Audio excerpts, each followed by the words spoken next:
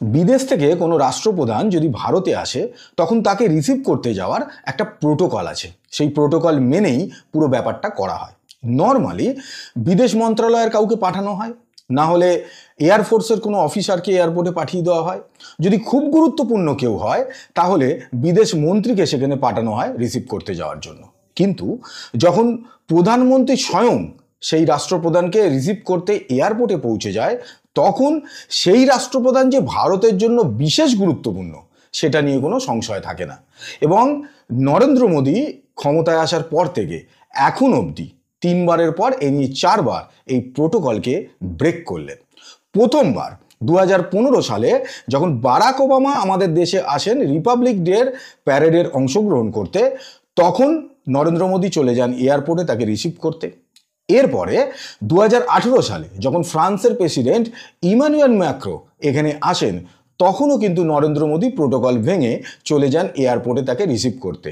তখন রাফাল নিয়ে ফ্রান্সের সঙ্গে আমাদের কথাবার্তা চলছিল। এরপরে ডোনাল্ড ট্রাম্প এইবারের আগে যে ফার্স্ট টার্মে তিনি যখন প্রেসিডেন্ট হলেন আমেরিকার, তখন তিনি যখন ভারতে আসেন তখনও কিন্তু প্রধানমন্ত্রী প্রোটোকল ভেঙে ডোনাল্ড ট্রাম্পকে রিসিভ করতে চলে যান এয়ারপোর্টে। ডোনাল্ড ট্রাম্পের সঙ্গে সম্পর্ক নরেন্দ্র মোদীর কীরকম সেটা সবাই জানে, যদিও এখন একটু গণ্ডগোলের মধ্যে দিয়ে যাচ্ছে। কিন্তু এটা তো বোঝা গেল যে আমেরিকার কেউ এখানে আসলে তাকে প্রধানমন্ত্রী রিসিভ করতে যাচ্ছেন এয়ারপোর্টে, সেটা তো ঠিকই আছে, কারণ আমেরিকাকে যে যতই যাই কথা বলুক না কেন গুরুত্ব তো দিতেই হয়। কিন্তু যখন এমির অফ কাতার বা কাতারের প্রেসিডেন্টই বলতে পারেন ভারতে আসেন, তখন তাকে রিসিভ করতে নরেন্দ্র মোদী চলে যান এয়ারপোর্টে, তখন সেই ব্যক্তি মানে emir of Qatar Tamim bin Hamad Al Thani, তিনি যে ভারতের জন্য কতটা গুরুত্বপূর্ণ সেটা কিন্তু নরেন্দ্র মোদীর এই বিহেভিয়ার দেখেই বোঝা যায়। এখন কাতার আমাদের জন্য এত গুরুত্বপূর্ণ কেন, তার প্রধানত 3টে কারণ। আর এই 3 কারণের মধ্যে 3 নম্বর কারণটা এমির অফ কাতার নরেন্দ্র মোদীর মন জয় করে নিয়েছিলেন। কিন্তু প্রথমে 1 নম্বরটা বলি। ভারতে যে পরিমাণ ন্যাচারাল গ্যাসের চাহিদা আছে তার 48% ইম্পোর্ট করা হয় কাতার থেকে। কাতারের যে পার্সিয়ান গালফ আছে সেইখানে গ্যাসের ভাণ্ডার, এবং কাতার সারা পৃথিবী জুড়েই গ্যাস সাপ্লাই প্রধানত করে। সৌদি আরব, ইরান যেমন তেলের জন্য বিখ্যাত, কাতার কিন্তু গ্যাসের জন্য। এইবারে এতদিন ধরে তো গ্যাস সাপ্লাই কাতার করছিলই, কিন্তু সম্প্রতি একটা চুক্তি হয়েছে। সেই চুক্তি অনুযায়ী 2028 থেকে 2048 এই 20 বছর ধরে কাতার আমাদেরকে গ্যাস দেবে লো প্রাইসে। আর এই লো প্রাইসে গ্যাস দেওয়ার জন্য ভারতে $6 বিলিয়ন সাশ্রয় হবে, যেটা ভারতীয় মুদ্রায় মোটামুটিভাবে 52 থেকে 55 হাজার কোটি টাকা। এবার এই যে একটা বিপুল পরিমাণ টাকা সাশ্রয় হবে, সেটা ভারত অন্য খাতে কাজে লাগাতে পারে, শিক্ষা খাতে, স্বাস্থ্য খাতে বা মিলিটারিতে, যে কোনো কিছুতেই কাজে লাগাতে পারে, যেটা ভারতের জন্য একটা বিরাট ব্যাপার। 2 নম্বর হলো দ্য সোভেরেন ওয়েলথ ফান্ড অফ কাতার। সোজা কথায় কাতার এমন একটা দেশ যেখানে সরকার বিদেশে তা বিভিন্ন প্রাইভেট কোম্পানির শেয়ার সরকার কেনে এবং সেখানে ইনভেস্ট করে।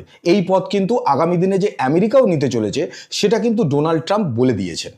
কিন্তু কাতার আমাদের দেশে অনেক প্রাইভেট কোম্পানিতে, যেমন ধরুন আদানি গ্রিনে, আদানি ট্রান্সমিশনে, রিলায়েন্স রিটেলে, এরকম বহু কোম্পানির শেয়ার তারা কিনে রেখেছে।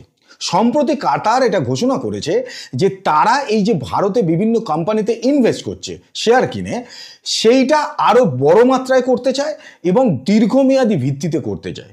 এবারে এইটা যদি হয় তাহলে ভারতের অর্থনৈতিক অগ্রগতির জন্য কতটা গুরুত্বপূর্ণ সেটা নরেন্দ্র মোদী খুব ভালো করেই জানেন। সেই কারণেই কিন্তু কাতারকে এত গুরুত্ব দেওয়া।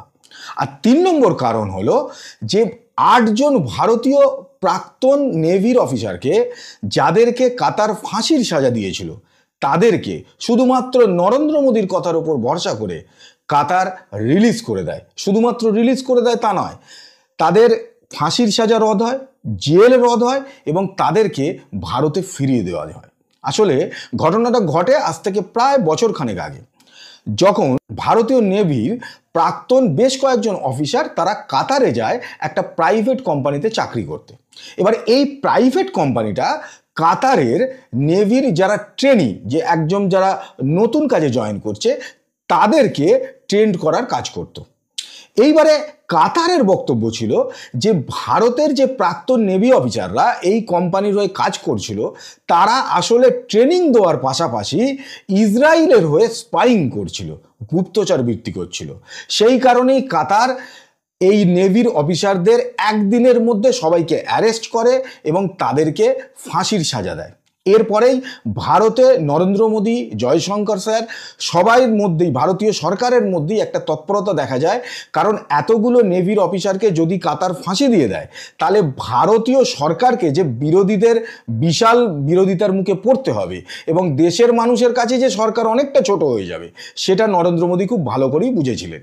সেই কারণেই তিনি পার্সোনালিও কাতারের সঙ্গে কথা বলেন এবং জয়শঙ্কর স্যার তো বলেনি, নরেন্দ্র মোদীর কথার ওপর ভরসা করে এবং ভারতের অ্যাসুরেন্সের ওপর ভরসা করে কাতার তাদের ফাঁসির সাজা রদ করে দেয়, তাদের জেলও রদ করে দেয় এবং তাদের মধ্যে 7 জন ভারতীয় প্রাক্তন নেভির অফিসারকে ভারতে ফেরতও পাঠিয়ে দেওয়া হয়। কাতার যে ভারতের এতটা কথা মেনে নেবে সেটা কিন্তু হয়তো ভারতও ভাবেনি। অন্তত ভেবেছিল হয়তো ফাঁসির সাজাটা রদ হয়ে যাবে এবং হয়তো জেল যেতে হতে পারে, কিন্তু কাতার তার থেকেও বড় কিছু ডিসিশন নেয়, শুধুমাত্র ভারতের সাথে সম্পর্ক যাতে অটুট থাকে, আরও ভালো থাকে সেই কারণে। দেখুন, কাতারও তো একটা মুসলিম দেশ, আমাদের দেশে ডেমোক্রেসি আছে, কাতারে তো সেটা নেই, ডেমোক্রেসি নেই। কিন্তু তারপরও কাতারের সঙ্গে ভারতের রিলেশন এত ভালো হচ্ছে, শুধু কাতারের সঙ্গে নয়, ইরান, সৌদি আরব, ইউএই সবার সঙ্গেই কিন্তু ভালো হচ্ছে। তার কারণ ধর্ম কখনো অর্থনৈতিক বাধা হতে পারে না। ধর্ম যার যার জায়গায় থাকুক, অর্থনৈতিক দিক থেকে উন্নতি করতে গেলে দুজনকে মিলে কাজ করতে হবে ভালো করে। কিন্তু আমাদের পাশের দেশটা এটা কিছুতেই বুঝে উঠতে পারলো না। তারা চিরকাল কাশ্মীর নিয়ে চেঁচিয়ে গেল, কাশ্মীর নিয়ে কিছু করে উঠতে পারলো না, কিন্তু আজও কাশ্মীর নিয়ে পড়ে আছে এবং ভারতের বিরোধিতা করে চলেছে। কবে যে এরা ঠিক হবে, কবে যে মানুষ হবে সেটা কে জানে। আপাতত কাতারের সঙ্গে আমাদের রিলেশন দুর্দান্ত গতিতে এগোচ্ছে, যা আমাদের অর্থনৈতিক গ্রোথের জন্য ভীষণ গুরুত্বপূর্ণ। অবশ্যই কাতারের জন্য গুরুত্বপূর্ণ, তার কারণ এই যে মিডল ইস্টের দেশগুলো আছে তারা কিন্তু আজকে ট্যুরিজমের দিকে মন দিচ্ছে। যেমন সৌদি আরব রোনাল্ডোর মতো একজন প্লেয়ারকে তারা নিয়ে এসছে সৌদি আরবের ক্লাবে খেলার জন্য। কাতারও কিন্তু চাইবে যে ট্যুরিজমের দিকটায় উন্নতি করার জন্য, কারণ ন্যাচারাল গ্যাস বলুন, পেট্রোল বলুন, এগুলো কিন্তু একটা সময় শেষ হবে, তাই বিকল্প পথ কিন্তু সবাই খোঁজা শুরু করে দিয়েছে। সেই কারণে ভারতের এই যে বিপুল জনসংখ্যা, বিপুল বাজার এবং এইখান থেকে যে একটা ট্যুরিজমের বিরাট উন্নতি ঘটতে পারে, বহু মানুষ এখান থেকে কাতারে ঘুরতে যেতে পারে, সেখানে কাতারের অর্থনীতিও চাঙ্গা হবে, সেই দিকটা কিন্তু কাতারের মাথাতেও নিশ্চয়ই আছে। না হলে তারা ভারতের সঙ্গে এতটা এঙ্গেজ হতে যাবে কেন? আজকের মতো এইটুকুই, নমস্কার।